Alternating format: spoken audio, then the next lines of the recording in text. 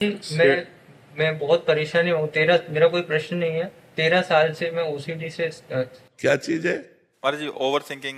OCD, और मेरे को रात में भी मतलब 2 घंटे दो। अगर हमारी बात मान लो और कुछ दिन आप कर लो, फिर आपको लाभ न मिले तो हमें बताना। नाम जप कर रहा हूँ, पर नाम जप करते करते ही 2-3 घंटे ही सो पाता हूँ टैबलेट लेने के बाद भी। कोई परेशानी नहीं। एकदम पहले रिलैक्स होना सीखो। एकदम रिलैक्स हो जाओ, श्री जी के भरोसे हो जाओ, ठाकुर जी के सहारे हो जाओ। तुम कह रहे हो नाम जब से हम रिलैक्स नहीं हो पा रहे। नहीं हो जाते पर नींद खुल जाती। आज से शुरू करो तुम, नया जीवन मानकर राधा राधा राधा राधा राधा।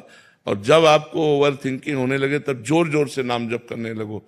आप देखो धीरे, आज से आपका परिवर्तन शुरू हो जाएगा। कोई चमत्कार की बात नहीं, आप श्रद्धा और विश्वास करो। ये ओवर थिंकिंग, ये निगेटिव चिंतन ही हमारे जीवन को नष्ट कर देता है। यही जाके डिप्रेशन में पहुंचा देता है।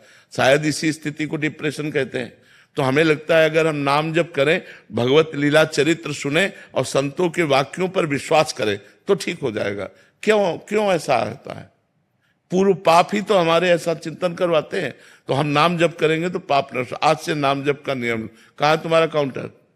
काउंटर नहीं वैसे। सिद्ध मत बनो। जब हम ओवर थिंकिंग की बीमारी है तो हमको उसको लगाना पड़ेगा।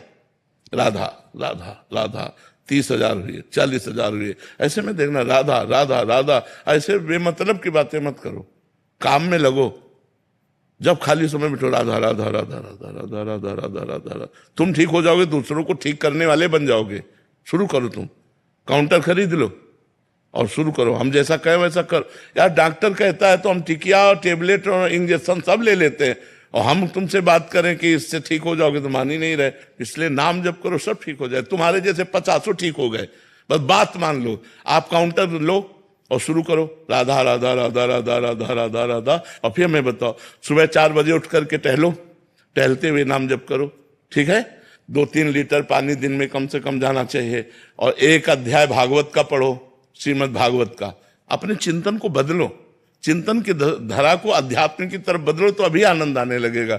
नहीं तो बच्चा अगर सावधान नहीं रहे तो डिप्रेशन में पहुंचा के और गोलियों पर जीवन कर देगा।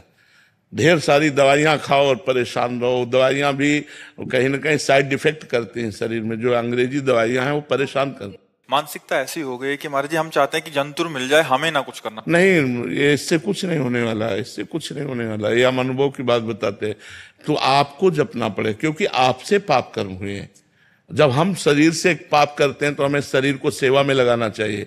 कहीं ना कहीं गौ सेवा, ठाकुर सेवा, माता पिता की सेवा, समाज सेवा, तो हमारा शरीर पवित्र होता है। हमारी मन अपवित्र हो गया है तो नाम जप में लगाना चाहिए। वाणी मन सब पवित्र हो जाता है। तो शरीर से माता पिता की सेवा करो, नाम जप। अपनी माँ के पैर छूते हो? रोज छूते हो?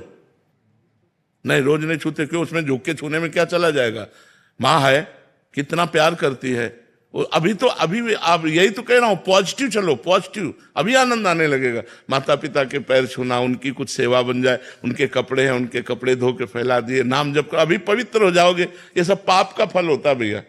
जब पाप हमारे अंदर पूर्व का आता है तो निगेटिव चिंतन करा के हृदय को जलाता रहता है, ओवर थिंकिंग में फंसाता रहता है। नाम जप करो, 1 अध्याय भागवत पढ़ो, माता पिता की सेवा में रहो, और कोई